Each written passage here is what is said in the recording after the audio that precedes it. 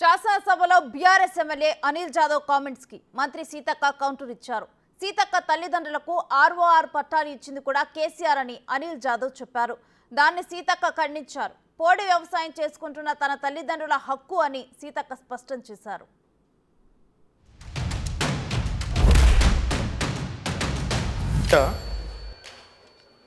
ఏదైతే మంత్రి గారికి ధన్యవాదాలు. ఇప్పుడు మాట్లాడినటువంటి మంత్రి గారి వాళ్ళు కాంగ్రెస్లో ఉన్నారు. నేను అంతకుముందు కాంగ్రెస్లో ఉన్నా కానీ నేను ఎమ్మెల్యే కాకముందు ఒక జడ్పీటీసీని. నేను జడ్పీటీసీ గెలిపించింది కూడా బీఆర్ఎస్ పార్టీ అని చెప్పేసి గుర్తుంచుకోవాలని చెప్పేసి ఈ సభ ద్వారా కోరుకుంటూ, ఇప్పుడు మాట్లాడినటువంటి మంత్రి గారి తల్లిదండ్రులకు కూడా ఆర్ఎఫ్ఆర్ పట్టాలు ఇచ్చింది కేసీఆర్ గారు అని చెప్పేసి గుర్తుంచుకోవాలని చెప్పేసి సభ ద్వారా తెలియజేస్తున్నాం. నా తల్లి తండ్రి 2006 అటవీ హక్కుల చట్టానికి అర్హులు.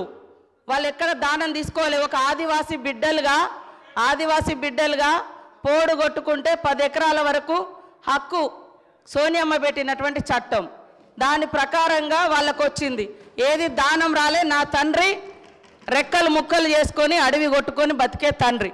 ఈ రోజు కూడా మా నాన్న రోజు గుట్టకే పోతాడు. సార్, నేను మంత్రినైనా ఎమ్మెల్యే అయినా రోజు అడవికి వెళ్ళి మా ఊర్లో పోయి ఎంక్వైరీ చేయండి.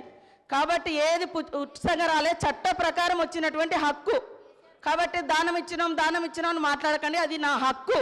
ఆదివాసీ బిడ్డగా కాంగ్రెస్ ప్రభుత్వం పెట్టినటువంటి హక్కు ప్రకారం నా తండ్రికి పోడు భూముల పట్టా హక్కు వచ్చింది. అది కూడా మీ ప్రభుత్వం వచ్చిన తర్వాత 10 ఏళ్ల తర్వాత ఎన్నికల ముందు మీరు తీసుకున్నారు. అప్పటిదాకా చాలామంది గిరిజనులకు పట్టాలు రాక ఇబ్బంది పడ్డమాట వాస్తవము. కాబట్టి ఈరోజు కూడా మరి కాంగ్రెస్ ప్రభుత్వంలో మీరు రైతు బంధు తీసుకునేటోళ్ళు ఎమ్మెల్యేలు మంత్రులు ఉన్నారు. అదేవిధంగా ఇంకా రకరకాల స్కీమ్స్ తీసుకుంటూ ఉన్నారు.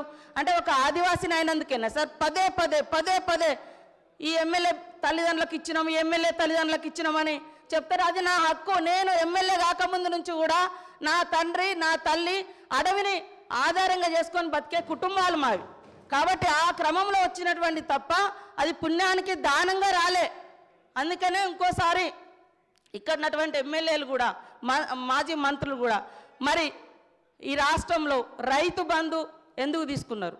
అది ప్రజలది. ఇంకా ఇది నా తండ్రి గుట్టను చెట్టును పుట్టను రెక్కలు ముక్కలు చేసుకొని కొట్టుకున్నాయి సార్. ఇది అడవి కొట్టుకున్నారు. అది ఆదివాసీ బిడ్డలుగా మాకు వచ్చినటువంటి సాంప్రదాయపు హక్కు సార్. అది